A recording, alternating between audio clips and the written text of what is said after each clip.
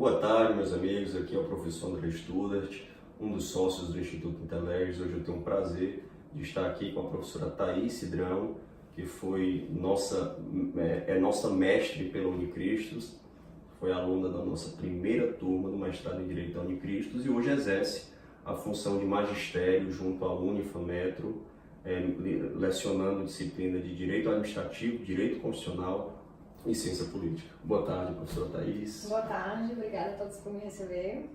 Pronto, e a gente vai conversar um pouquinho hoje sobre a publicação, como escrever e como publicar artigos científicos. Eu proponho a divisão dessa conversa em duas partes.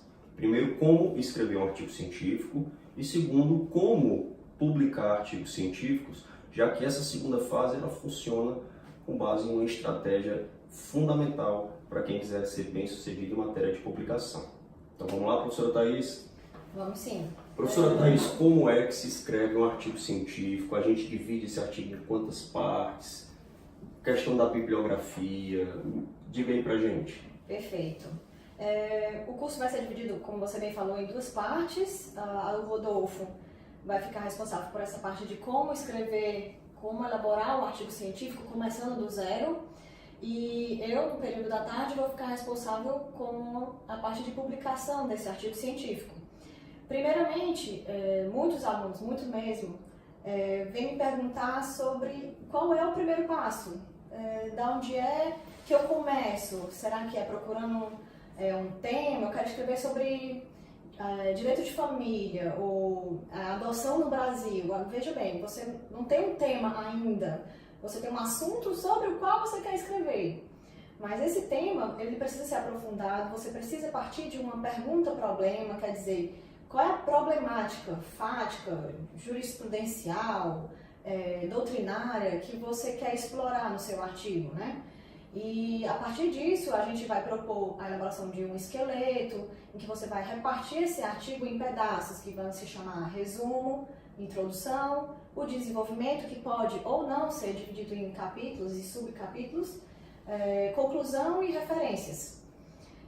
Nós vamos, obviamente, partir explorando esses pedaços, como eu chamei, explorando exatamente o que colocar e o que não colocar. Quer dizer, o que é interessante trazer numa introdução, o que é que eu não posso trazer na introdução. Muitos acham que conclusão é tão somente fazer um apanhado geral, um resumo de tudo aquilo que você escreveu no artigo. Porém, não é só isso. Quer dizer, você vai fazer um apanhado geral, mas sim, e aí? Será que você conseguiu comprovar a sua hipótese? Será que você se propôs, se debruçou realmente diante daquele Certo. tema? Então, o primeiro passo é escolher o tema. Exato. E assim, é importante que você tenha afinidade com aquele tema para que você possa desenvolver uma pesquisa. Claro, assim, quanto mais facilidade, quanto mais amizade você tem com o tema, mais ele flui.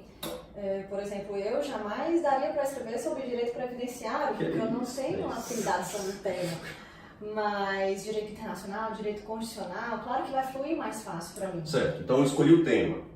Já faço um levantamento bibliográfico, como é que fica essa questão da bibliografia? Perfeito. Sobre bibliografia a gente tem muita coisa a aprofundar, quer dizer, onde tirar fontes confiáveis de pesquisa, né? Muitos alunos que estão iniciando a escrita acadêmica acham que pode confiar em qualquer site de internet e a gente vê que não é bem assim, nem tudo que a gente acha na internet está certo, né? Mas depende também de quem está escrevendo seu artigo, por isso é importante você se debruçar sobre os clássicos do tema, aquelas pessoas que têm propriedade sobre o que estão falando. Você confiaria no Google Acadêmico um artigo pesquisado no Google Acadêmico? Sim. Porque o Google é uma coisa, o Google Acadêmico é outra coisa. Exato. Pesquisar no Google Acadêmico, encontrar um artigo que é interessante, que tem relação de pertinência com o tema que você quer desenvolver. Daria para confiar? Sim, eu confiaria sim no Google Acadêmico, você consegue artigos e livros também, mas o Google Acadêmico é só uma pequena demonstração sobre onde você pode conseguir esse tipo de material. Certo. Onde mais eu poderia conseguir esse material? Eu particularmente gosto muito do SSRN, tem gente que gosta muito do Cielo, apesar do que o SSRN tem muito artigo mais em inglês, já vi italiano e espanhol, então eu nunca vi artigo em português, mas quem conseguir falar outra língua, eu recomendo bastante, é muito bom. Certo, então vamos lá. Primeiro passo, escolher o tema. Agora, para você escolher um tema, você tem que ter afinidade. Segundo passo, buscar fontes que sejam confiáveis, que vão subsidiar a sua escrita. Terceiro passo, começar a escrever? Sim, muita gente começa a escrever antes mesmo de elaborar um esqueleto do artigo, né? Eu não diria que isso é errado, ou qual é o modelo mais certo, porque isso vai depender de pessoa para pessoa. Mas eu, por exemplo, gosto de elaborar um esqueleto antes, sem prejuízo de que posteriormente eu faça a alteração desse esqueleto, adicione ou remova determinado capítulo ou subcapítulo que eu tenha inicialmente colocado. Certo, o esqueleto ele vai servir para te guiar e não para te amarrar. Exato. Certo, perfeito. Feito o esqueleto, aí você começa a escrita do artigo propriamente dito. E aí eu tenho uma dúvida, até gostaria de saber com você, já que eu sei que você publica de maneira compulsiva, que é ótimo para um acadêmico. A minha dúvida é a seguinte, começa a escrever pela introdução ou começa a escrever pelo desenvolvimento? O que você considera mais fácil? Eu considero mais fácil começar pelo desenvolvimento. Certo. Porque na introdução, alguns trabalhos, tem gente que prefere que esteja constando na introdução um breve resumo dos capítulos que você vai abordar no desenvolvimento. Então, se você começar pela introdução, pode ser que o seu esqueleto altere e que você possa, né, muito provavelmente vai ter que retornar à introdução e refazer algum ponto dela. Certo. Então poderia, se você começar pela introdução, isso pode gerar um retrabalho. Sim. Porque ao longo do artigo você às vezes se propõe a escrever alguma coisa e no final das contas, você desenvolvendo o texto, fazendo outras leituras, você pode até acabar mudando o rumo do artigo. Então aí você teria isso retrabalho. não é demérito nenhum. Muita gente acha que, porque eu não consegui comprovar minha hipótese, acha que isso é um demérito no artigo, mas não, é justamente o contrário. Muita gente, inclusive, pode partir do mesmo ponto que você estava começando, com essa mesma dúvida, começando da mesma hipótese. E a pessoa tendo a oportunidade de ler o seu trabalho, não vai cometer o mesmo erro que você. Já vai poder começar de onde você parou. Isso é interessante. Outra dúvida que eu tenho, e aí estamos falando ainda do desenvolvimento. O artigo ele precisa ser simétrico no que diz respeito à divisão tópica dele. Vou te dar um exemplo. Digamos que no meu desenvolvimento eu divido o meu artigo, no meu desenvolvimento eu crio 3 capítulos, 3 tópicos. E digamos que eu utilize subtópicos. Digamos que no primeiro capítulo do desenvolvimento eu utilize 2 subtópicos, inclua 2 subtópicos. No segundo eu posso incluir 5, ou você considera isso bobagem, ou há uma necessidade de uma certa simetria no que diz respeito à divisão dos tópicos de um artigo? Bobagem ou não? Não existe nenhuma regra que imponha algum tipo de simetria, mas com certeza vai deixar a leitura mais palatável para o seu leitor, mas como o artigo científico ele vai variar de 15, de repente até 30 páginas, essa é a média que a gente trabalha, não dá para se criar tantos subtópicos assim, né? Eu acho que a simetria a que você se refere seria mais interessante em trabalhos monográficos, em dissertações e teses. Aí, nesse caso, eu acho fundamental a simetria, sim. Certo, beleza. Para artigo, você considera desnecessário. Outra coisa importante, digamos que você já esteja escrevendo seu artigo, já está escrevendo, já está com a mão na massa, já fez algumas leituras preliminares e já está escrevendo o artigo. O ideal é que você comece a escrever o artigo no computador, pelo amor de Deus, ninguém escreve artigo ainda no papel, no computador. Aí no computador, você já recomenda que ele utilize determinada fonte, determinado espaçamento, ou não? Bobagem, o que é melhor fazer? Não, eu recomendo já começar a escrever o texto dentro das normas da BNT, porque, como você disse antes, gera um retrabalho. Você vai ter que revisar aquele texto de novo, adequar fonte, espaçamento de página, paragrafação, recuo, tamanho de letra, fonte, tudo. Então, se você já escrever dentro das regras da BNT, o que você vai fazer ao final do artigo é somente uma revisão para ver se não deixou escapar alguma coisa. Certo. Você recomenda alguma fonte específica para escrever o artigo? A preferida de todos é a Times New Roman. Certo. O tamanho da fonte? 12. O espaço entre os parágrafos? 1,5. Certo. Perceberam? Times New Roman, 12, um e-mail. Você prefere, Thais, pelo que você percebeu até em termos de revista, e já tocando no outro assunto, que é a questão da publicação, já fazendo uma ponte para a publicação, mas a gente ainda vai voltar para a escrita.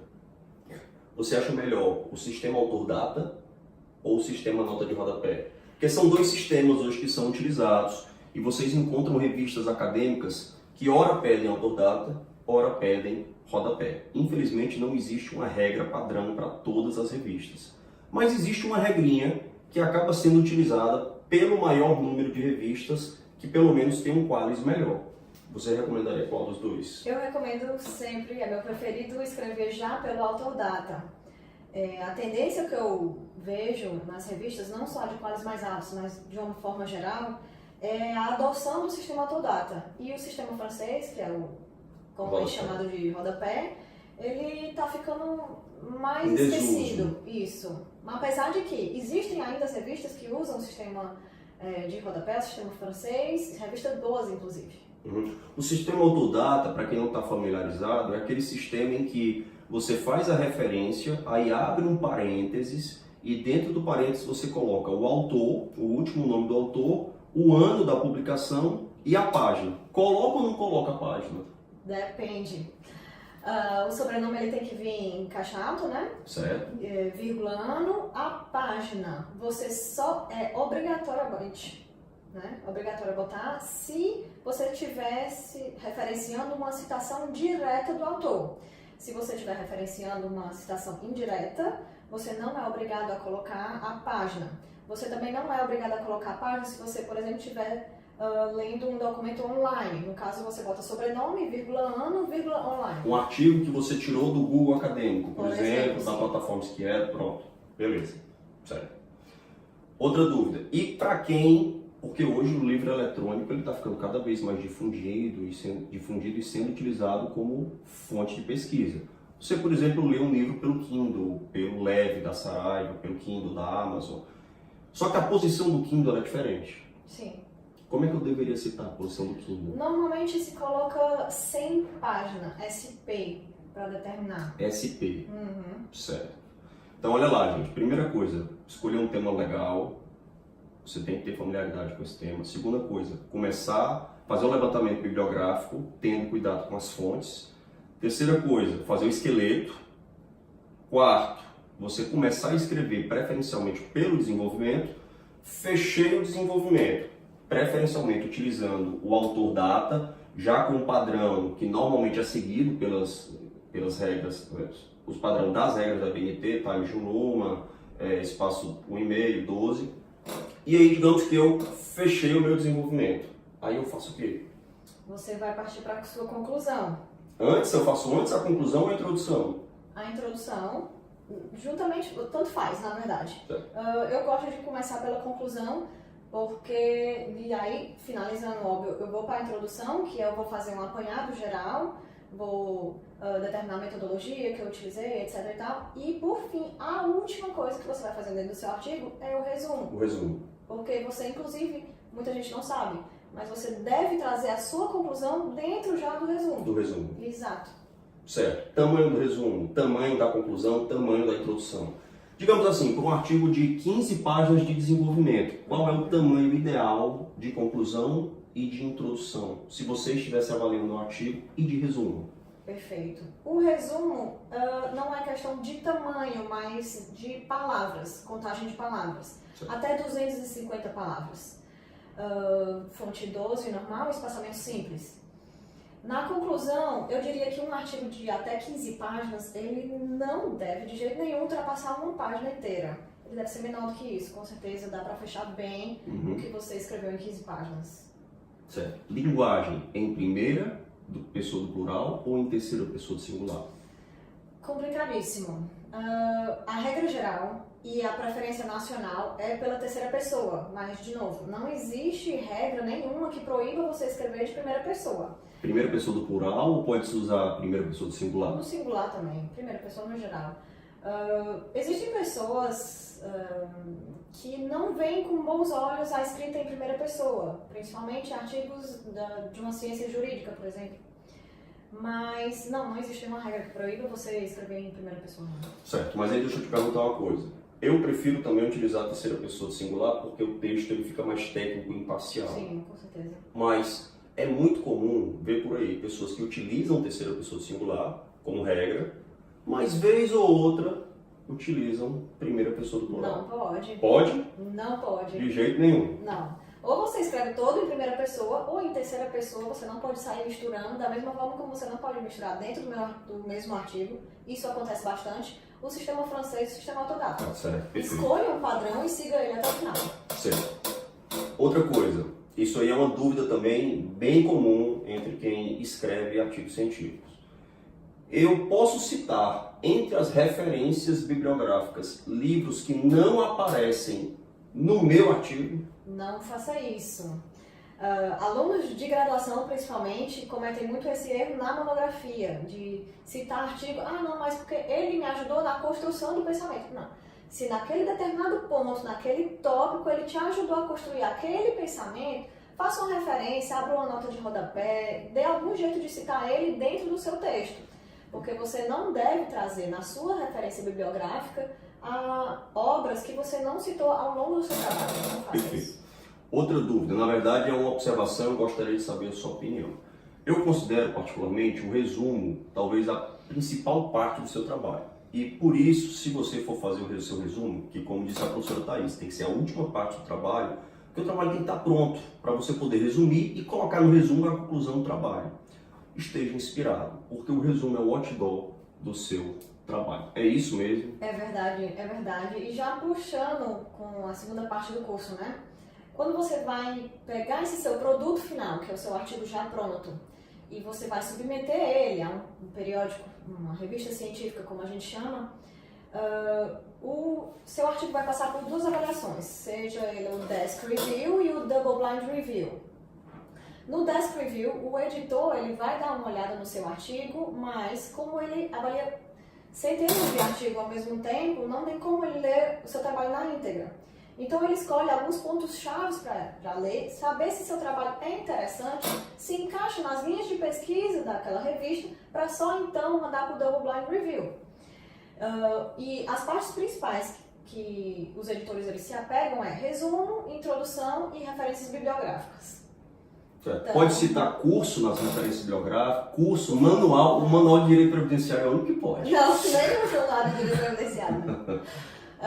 Não, gente. Não pode, né? Não. Deixa para citar manual, ainda com maus olhos, na sua monografia, porque você está fazendo uma revisão do seu curso. Mas se você quer fazer uma pesquisa de relevante, por favor, use os clássicos. Sempre procure os livros daquelas autoridades que sabem o que estão fazendo, que estão ali na beirada, assim, na fronteira do direito mesmo. Normalmente os cursos eles ficam porque a linguagem de um manual é uma linguagem mais voltada para graduação, é para passar conhecimentos elementares. Se você quiser citar um texto no seu trabalho, que seja um texto científico, pode citar um livro proveniente de uma dissertação de mestrado, um livro proveniente de uma tese de doutorado, uma abordagem específica, mas não um manual, um curso, porque isso vai empobrecer a sua referência, e aí na hora que o editor receber seu artigo, ele vai ver, vixe. Às vezes não porque o livro não é bom, mas só pelo fato de ser curso, de ser manual, ele já é visto com maus olhos. Existe um preconceito acadêmico. Existe um preconceito, o nome é preconceito mesmo. Certo, beleza. Fechamos então essa parte sobre como fazer um artigo, como escrever um artigo, que é difícil. Especialmente para quem está começando, não desanimem, realmente é difícil, mas vai dar certo, sempre dá. E agora vem a fase que é a fase mais política e estratégica, porque não adianta nada você escrever um tremendo artigo e você encaminhar para uma revista que não seja boa, que não tenha visibilidade, mas também não adianta nada você mandar o seu artigo para a melhor revista do país e ele ficar encalhado. Isso. Porque demora. Porque o que é o Double Blind Review? Pronto. O Desk Review vai ser aquela avaliação pelo editor e ele, certificando que seu artigo é bom, se encaixa nas linhas de pesquisa, ele vai mandar para um parecerista. Normalmente, as revistas contratam assim, né? Tem disponível 2 pareceristas para avaliar um determinado artigo. Certo. E por isso que se chama Double Blind Review. Ele é blind porque o parecerista ele não tem acesso à autoria do artigo. Ou seja, o parecerista vai receber aquele texto cru, sem nenhum nome de nenhum autor, e ele vai avaliar mesmo nas escuras. Por isso que o nome é Double Blind Review. Então você vai receber como resposta da revista 2 pareceres, de 2 professores doutores, normalmente, que avaliaram o seu trabalho às cegas. Certo. E isso é uma das razões, essa é uma das razões para a demora de alguns periódicos em dar resposta a respeito do aceite ou não do artigo que você enviou. Isso. Não é isso? Com certeza colabora, sim. O Double Blind Review ele também foi criado, instituído, digamos assim, para favorecer a meritocracia, né? O fato de não saber quem está escrevendo o artigo, você realmente consegue avaliar se o artigo ele é bom por si mesmo ou se ele é bom porque foi escrito por alguém. Então, eu diria que tem um avanço nesse sentido. E para quem está começando, você recomenda procurar revistas que tenham mais aderência ao tema que foi pesquisado no artigo ou pesquisar revistas que tenham aderência, mas sejam qualizadas e tenham um qualis bom? O que você sugere para quem está começando? Vale quantidade ou você tentaria mesclar e combinar qualidade com aderência? Bom, eu sempre vou aconselhar, seja um escritor experiente ou quem está iniciando agora, sempre procurar um periódico que esteja avaliado pela Qualis, né? Nós temos Qualis desde A até a C, e aí você tem que ser honesto consigo mesmo. Uma vez você estando com o seu produto final, com o seu artigo, você vai ler e vai ser honesto consigo mesmo. Poxa, será que o meu artigo ele é bom? Será que ele está excelente? E aí você vai procurando uma revista de acordo com o que você acha que o seu potencial do seu artigo ele pode atingir. Claro que uma pessoa que nunca publicou antes, nada impede que ela vá para um B3, por exemplo. Meu artigo está bom, mas não está excelente. Tenta um B3, um B2. Que tem aderência com o tema do artigo. Claro, sempre. Até porque uma revista sobre direito penal não tem o menor interesse em publicar um artigo que trata sobre direito administrativo. Você deve procurar revistas que tenham afinidade com a sua temática. E não só, existem aquelas revistas que são as chamadas guarda-chuvas, que na verdade elas publicam artigos de várias temáticas, né? Então, sem prejuízo. Deixa eu lhe perguntar outra coisa, que é uma dúvida extremamente comum. Eu submeto meu artigo para uma revista e ele está lá encalhado há 4 meses. Aí eu já estou meio sem paciência e o artigo está bom e eu estou vendo que as coisas do direito vão mudar. Posso submeter para outra revista? Depende. Existem algumas revistas que, na própria política do site, né, eles proíbem você de mandar o seu artigo para outra revista quando está sendo avaliado por ela. Até porque é uma questão de honestidade, né? Você está ocupando o tempo do editor, você está ocupando o tempo de pareceristas que são doutores, normalmente, e eu não acho legal você fazer esse tipo de coisa, mas existem sites de algumas revistas que não trazem essa proibição, então fica a seu cargo você mandar para 2 revistas ao mesmo tempo, ou você faz a retirada do seu artigo naquela revista inicialmente e manda para outra. Que me parece que é o mais razoável, porque digamos, eu mandei o meu artigo para uma revista tal e está lá parado, literalmente parado, sem movimentação nenhuma, que você consegue acompanhar o status. Aí, puxa, eu vou tirar dessa revista e vou submeter para outra. Aí me parece que não seja desonesto. Porque eu pedi a retirada do artigo para submeter para outra por um problema operacional da primeira revista que não estava respondendo de maneira satisfatória. Nesse caso, perfeito. O que não pode é você sair disparando o seu artigo para N periódicos esperando pela primeira publicação. Porque se sai na primeira publicação e logo na sequência sai uma segunda revista, pode caracterizar até autoplágio. Sim, com certeza. Não é isso? Isso. Na verdade, você não pode publicar o mesmo texto, não é indicado que você faça isso, em 2 revistas, por exemplo, sem que as revistas tenham ciência disso, porque elas requerem que o seu artigo ele seja inédito. Então, na plataforma onde você submete o artigo, elas pedem para você fazer uma checagem em um dos requisitos, você está ciente de que você está enviando um artigo inédito, nunca publicado, ou que não esteja em avaliação em outra revista, então é complicado. Realmente é um tema muito interessante, a pesquisa acadêmica ela é magnífica e escrever artigos, apesar da dificuldade, é muito recompensador. Agora tem um detalhe também, você estudante de graduação, por exemplo, que pensa já em fazer mestrado e quer escrever, quer alimentar o seu currículo Lattes, deixá-lo mais impressionante para o estudante de graduação, tem uma observação. Estudante de graduação consegue publicar em revista boa sem estar acompanhado de um doutor? A maioria das revistas exigem que os coautores eles sejam no mínimo mestrandos. Mas existem revistas com qualis mais baixos, que eu já vi, que não fazem esse tipo de exigência. Mas você conseguindo um doutor para chamar de seu, é claro que mais portas vão começar a se abrir para você. Mas, como você está falando, só um detalhe, não é só publicação de artigos científicos, não é só para aqueles alunos de graduação que queiram entrar na vida acadêmica.